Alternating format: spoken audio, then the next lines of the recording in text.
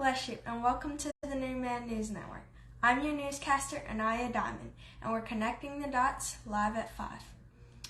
Today, I wanted to share with you all my testimony of how a book changed my life. Now, it kind of sounds crazy because how can a book change your life? But this book actually changed my life and just showed me how I can get a better relationship with God. The book is named Spiritual Authority.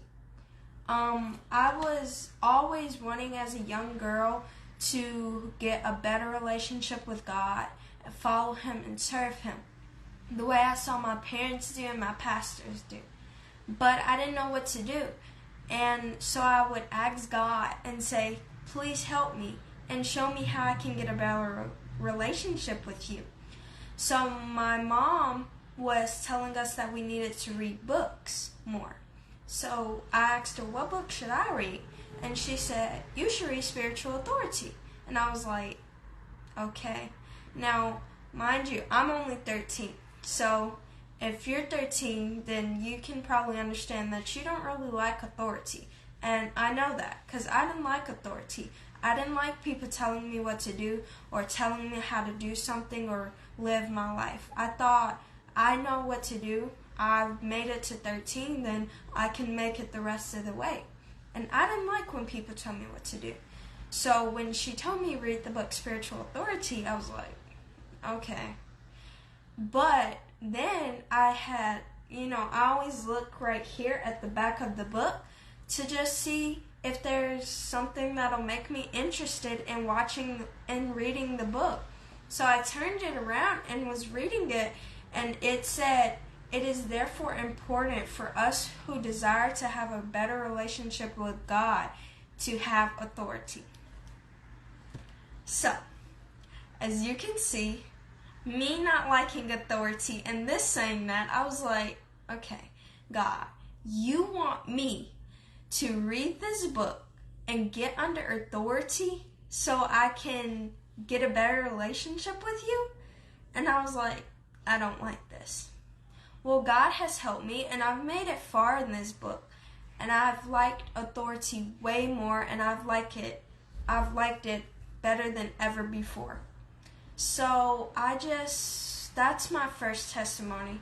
If you're young like me and you don't like authority and you just think that I don't want to be told what to do. I want to live my life. I want to do this. I want to do that. I don't want to be held back. Just remember, God is having a reason He put you in this position. So just get under authority and, He'll help you. One thing I add to this is submission is a matter of the attitude. Obedience is a matter of our conduct. What this means to me is submission is how we show it. Showing it means how we react when we're told to do something, or our reaction. And obedience is a matter of our conduct, which means how we behave, how we do it. So if our mom tells us to do something, submission would be to not roll your eyes and get upset with her, walk out of the room, stomp out of it, and be like, oh my God. But to do it with the right attitude and have a smile on your face and not a fake one. And obedience is to do it, because God is telling us in Ephesians 6 verses 1 through 3, if we want to live long, then we have to obey. And I know many children are dying, and I'm like, God, why do they die so young? And He just tells me, if you don't want to, then you better obey and submit and honor. Submit and honor is kind of like the same thing. Honoring is putting your parents on a chair and putting them on top of your head. They can see everything that you do, but you can't see anything that they do. That way, when they tell you do something, you don't know what they're doing. So you can just do it with the right attitude. Another testimony I have to share is about trust. Me, myself, I've always had this fear of dogs. And whenever I'd see one, I'd run, and my mom would say, "Stop, stop, don't run, it's gonna chase you." But I didn't care about that. I'd still just run. So I decided that I would go with a walk home with my mom. And then she was like, it was this dog, and it came charging at us. And immediately fear jumped on me. My mom had just kicked the dog, but I knew I couldn't do that. So I saw her, and I was like, I don't know what to do. And she was like, just stay behind me. And then as soon as the dog turned around her and came to me, I took off. And I guess the Lord tricked me. So I was on the ground, and the dog was on top of me, and I was just kicking and panicking and telling my mom, I'm scared, help me. And she was like, I can't, you're kicking me. So then when we got home that night, my dad was talking to me and was saying, you don't have to be afraid. You just have to trust God. Well, that didn't help much. So I was like, well, it didn't help me. It was what I needed, but it didn't help me because I still had that fear of dogs. Well, I was reading Job the next day when we were going on a walk. And it was saying how the beasts of the field shall not harm thee, but they'll be at peace with thee. And I was like, so God, this is what you wanted to show me that they're not going to hurt me. They'll be at peace with me. So we went on a walk, and it was these two big dogs. And they were off of a leash. And I just felt the spirit of fear jump on me, and I just got really scared. And I was like, I can't do this. I'm going to run. And then all of a sudden, I just realized that God just came, and he just gave me the power to stand there. And when I stood there and didn't move or anything, the dogs were coming toward us. But they had literally turned around. And I was just saying, Lord, I can trust you now. I know that you know what to do with me. So that's just something that I want to let you know. You can trust God. He has great plans for your life. No matter how young you are or how old you are, God has a great plan for your life, and just stick with it.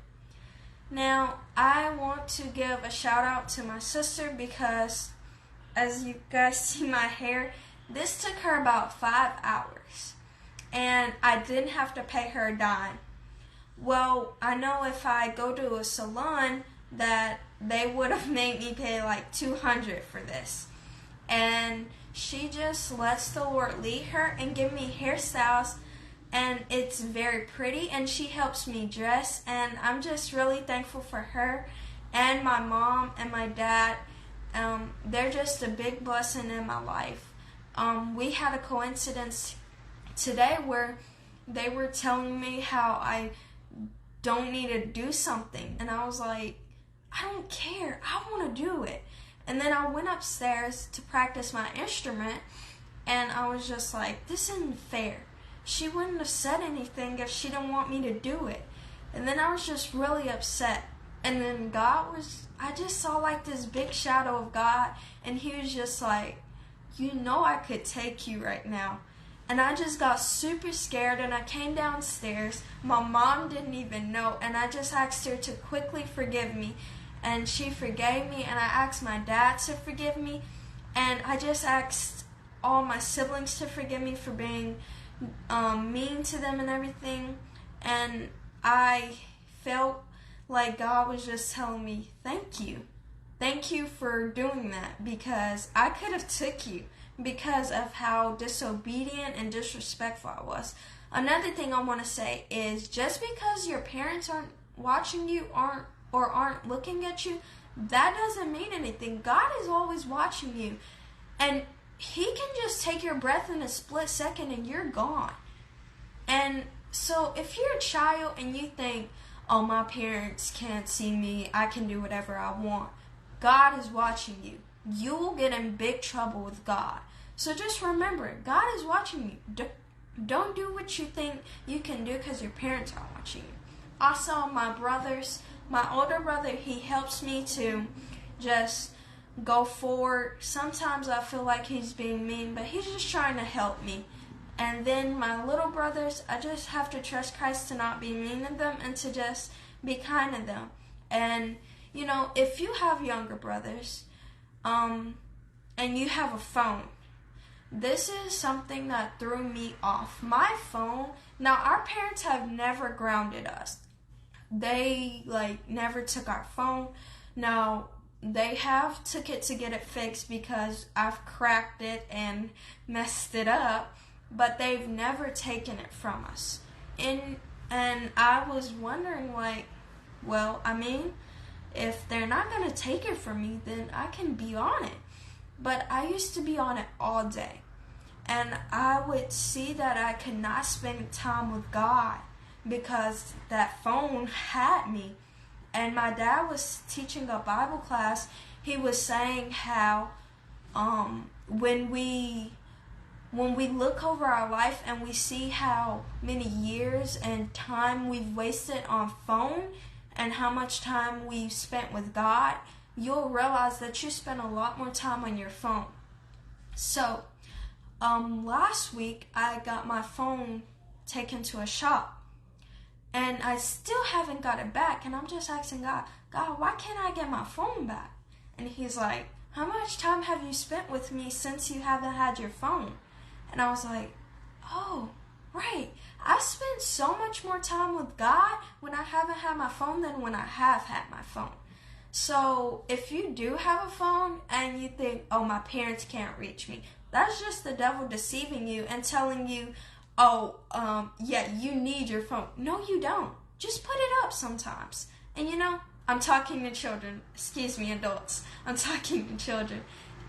Just put it up. Your parents can reach you. If you have older siblings, they can call them. Just put your phone up and you'll realize how closer you get with your family and with God. So I just wanted to come out here today and share a few of my testimonies and also just encourage little children. Remember, God is watching you. Always submit, honor, and respect your parents because He can take you. And if you want to live a long life, then just do it. And also, just put your phone away sometimes. So, I hope this encouraged somebody. And we, as cold waters are to a thirsty soul, so are good news from a far country. We'll see you again on Live at 5. Bye.